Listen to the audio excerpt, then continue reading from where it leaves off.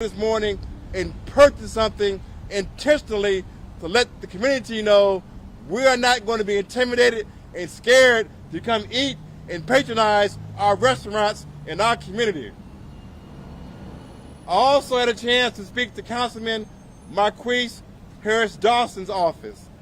This restaurant where PnB was murdered at resides in his council district.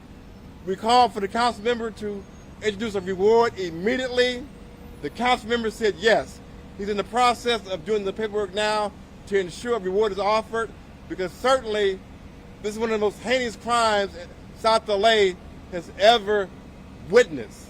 Anytime someone is having lunch with his family and is then murdered in broad daylight in front of his children, we should all be concerned about. We should all be alarmed about, because we can't act like murders in South LA aren't important to our community. We can't have murders and our community be indifferent towards them. And that's why I'm grateful to be with my colleagues who are here. Everyone have a chance to say something. So with that, I'm going to step aside and bring up LaWanda Hawkins, who's the founder, president of Justice for Murdered Children, the longtime activist. Thank you, Najee. It breaks my heart to be here today, to even be out here talking about another rapper gunned down in our community over some jewelry. And what even makes it worse in this situation for me is they sit in one of my favorite restaurants, but this is a family restaurant. But we have kids and stuff like that. And this type of behavior don't happen down here like that, not in the restaurant. But for them to bring it down there, what a form of disrespect. Yeah. And if you would do it to them in front of his so-called girl and his baby, it don't mean nothing. That jewelry you took from him, that don't mean nothing. His life, what the hell? My heart and prayers go out to his family. And I mean it. Because to have a loved one murdered is nothing like it. It's the worst nightmare. But we have to do something about this. We can't continue to go on like it's normal down here. We got to do something. And I mean major action has to take place. We as the community have to say enough is enough. We got to demand that. We want cameras up here on both ends, on Main Street and on Broadway on Manchester. And we want those cameras working. And we want them up like ASAP.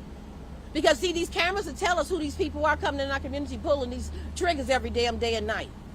Because we're having a problem over in this area with gun violence and people being murdered. He wasn't the first person that we had murdered yet this month in this area. So it is a problem in this area. Yeah. And we have to do something in this area. And we got to demand that things are done. But the killing over his necklace, and they said some type of watch or bracelet they took, come on, y'all. We got to demand that those who did it turn themselves in. You can't buy it from them. You can't sell it on the street. You can't pawn it. It's hot. Everybody know what it is. So what you gonna do? You can't walk around with it. Yeah, you can't do that. And to do it at our restaurant, our family restaurant, no. And I'm so glad that Roscoe continued to open up again today. They didn't shut down. And they didn't allow them to do this to them. Do you know how hard it is in our community and black communities with the pandemic hitting us? Then you bring this type of crap into one of our places? Do you know that impact on us? We can't allow it. I thank God they opened up. But again, my heart goes out to the family. My heart goes out to the family and the community who's been victimized by this. But I'm telling you, as a community, you all got to stand up and say what you know. You got to tell. If you know something, say something immediately. Next we'll have Skip Townsend, longtime South LA activist, gang intervention activist, and one of the premier peace ambassadors in the city. Thank you. My name is Skip Townsend, SKIPP-TOWNSEND. I'm here just to say that even though this is a heartbreak in the community, it's not gang violence. Whenever there's violence in the community, the first thing that people say is gang related or gang violence. This is something of opportunity. This is a opportunity for someone who glorifies the jewelry and the watch and all that. Let's get to the root causes, though. The root causes is the industry. The music industry promotes the jewelry. The music industry promotes the bling bling. It's been going on for years, and now individuals in the community would rather have the jewelry than to have someone alive to be with their daughter, to be with their family. So I want to put this on the music industry to change the direction that they're going in. How many rappers have been killed since 2020? And this is one too many right here in South LA. We just can't stand for it no more. So I want to challenge the music industry to stop allowing individuals to put the rewards on having the jewelry and the watches, because the life is way more important. Once again, this is not gang violence in South LA. This was an act of opportunity. And opportunists took someone's life because they value the jewelry more than the individual. Thank you, Skip. Next we have one of the leading South LA religious leaders in our community, who's been a voice for peace, a voice for unity, a voice for justice, and has brought spiritual healings to our community when we've needed it the most. Pastor Anthony Shep Crawford. Thank you. My name is Pastor Shep Crawford. I pastor a church called the Experience Christian Ministries here in South Central LA. I also serve as the president and chairman of a group called United We Stand Up, which is a coalition of OGs coming together from different tribes to create peace in the neighborhood. And what I want to say is I agree with all my colleagues of all the things that we need to do to try to intervene and to prevent this. But what I want to do, I want to take this time out to actually charge the media as well, because a lot of times when we have tragic events like this, it's easy to get the media out, but there are very much or more incidents happening where people are talking about healing and having healing events and peace events, and when the media is called on, we don't see anybody, maybe one or two, and we don't really get any airtime. And so LA starts to look like this place that's just full of crime, and if that's what it's promoted, that's what it's going to be. But I want media to help us recognize the good that is happening in Los Angeles. There's a lot of good. There's a lot of more people out there pushing good than people pushing evil. More people pushing for the guns to be put down instead of the ones that are pushing for the guns to be picked up. And at the end of the day, it's trauma. It is trauma that we are experiencing. Let's say, for instance, those little kids that witnessed their father getting shot. What are they going to do when they grow up? That could have been the story of the shooter. So we never know. It's not about gold. It's not about those things. It's a deeper void that is trying to be filled that we need to get together and heal. So me and my colleagues and everyone here, we're working daily to try to make sure we heal LA, and we want to make sure you capture that as well. To all the clergy and to all the faith-based organizations, let's continue to pray. Let's continue to get out and make sure that the city knows that we are behind them. And most of all, we praise God that we're able to come together today and talk peace. Thank you. Thank you, Pastor Crawford. Before our last speaker comes up, then I'll take questions after a comment. I need to say this before I forget to say it. On social media, I've seen many comments blaming PnB's girlfriend for saying where they were on Instagram and letting people know their location. Okay, what we're not going to do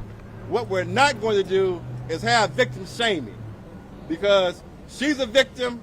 Her child's a victim. PnB, he's a victim. These are victims. They have a right to share their location along with us all. So at the end of the day, they're at the right place at the right time doing the right thing. But what happened to them, being murdered in cold blood, was the wrong thing to happen. And that's why we're here to speak out against this cold-blooded, cowardly murder.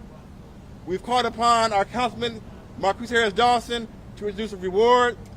His office indicated they intend on doing so. His office is also here with us, with the community. They're over there, not on camera, but they are here with us. And we appreciate Councilmember Marquise Harris Dawson and his staff for being here. And our last speaker, then I'll take questions, is a spokesperson for Roscoe's Chicken and Waffles, Brother Joseph Collins. I want to thank everyone for coming out this afternoon. I'm Joseph Collins, Joseph Collins. I am speaking on behalf of Roscoe's Chicken and Waffles Corporation. We are definitely send our condolences out to the family of the decedent. We know that this is a one-off type thing. This is not a regular occurrence. That's why it was important for us to open up today and show the community that we're strong and that we're moving forward through this tragedy. This is certainly a tragedy of epic proportion, and we call the perpetrators of this tragedy monsters, and they are a monster, and we are cooperating with law enforcement to bring that monster to justice. We want to put a chain on that monster, and we're cooperating to bring that monster to justice. Thank you. Question for Mr. Collins. Tell us about the security video from inside and outside the business. How helpful will that be? We're not making any comments as regards to the security videos inside nor outside. We are cooperating fully with the police. Have you turned over that video to LAPD? At this time, we are cooperating fully with the police. They are doing their investigation, and we are on top of them to help them with their investigation. But have you turned over the video? We cannot say at this time. We are cooperating fully with law enforcement to bring this monster to justice. Question. So I interviewed with some of the former employee here and the local resident here, and they say that this restaurant is not some place you can just randomly walking around. You take the food and get out. This is the original quote that I got. Do you have any comments on that? We have tremendous security here at Roscoe's, and what happened was someone who did a premeditated murder. They came in as a normal customer would come into a restaurant. They wanted what this person possessed, and they took it from this person and killed this person and killed the decedent in the process of it. Our restaurants are safe. They are family restaurants. We do great community services. This is not gang related. This is a one-off situation, tragic situation. Can you tell us, sir, about the security that was in place yesterday? Are your security guards armed, and did they try to intervene? We did have security in place on yesterday. They were at their post as assigned by the company. They did all they could once the situation became an active situation to stop the situation. Were they armed? Are your guards armed? We cannot say. Okay. And it seems like this is something that happened very quickly, and by the time they reacted, it was over. Is that correct? When someone pulls out a gun and points it at you and just opens fire on you, those things are very, very active situations, and they're difficult to say what any of us would do at the moment that would transpire. But the security guards did activate themselves as quickly as they possibly could. And Mr. Collins, you're saying guards. How many guards are there? We typically have 3 security guards at most of our locations. And I can just add this real quickly because this is very important, because I don't work for Roscoe's. I am actually a customer of Roscoe's. This restaurant behind us is where my family and I eat at. We've always been safe. But the reality is rising crime and violence and homicides are rising throughout LA, from Beverly Hills to South LA. So it's very important that we call for more resources to help stem the carnage and increase in violence across the city of Los Angeles. And a question for Ms. Hawkins. You said that the person who has the jewelry will not be able to wear it or sell it. Was it very distinctive? Well, what I seen on his neck, yes, it is. Can you describe it? To me, it's just like a big gold chain. But I'm quite sure there's pictures on the internet. And do you think that they're going to be able to wear that if they've done something like that? No. And let me talk about witnesses. We have to protect witnesses and the information pertaining to the case. This is an ongoing investigation. So we can't have you giving out information about cameras, what video's been shared, or anything like that. That can't be put out, you guys, because that interferes with the case. And they need this case to be solved. So those questions, please don't ask. Yeah, because, that could be a problem. So please don't ask those questions. And we say thank you. Thank you. So I'm going to make a closing comment, and then we're going to conclude the press conference. Our condolences go out to the family of PnB. What happened yesterday is something that has affected not just his family and the city of Philadelphia, it's affected the city of Los Angeles and our community of South Los Angeles, because he was a guest in our community and was gunned down by cowardly acts. But our community leaders, activists, and the ownership of Roscoe's are here to show our support and our concern. So with that, this concludes the press conference. I want to thank the media for covering it. Thank you. Thank you. And I'm going to go in here and eat right now because we are not going to be chased out and not feel safe in our restaurants to eat at by nobody.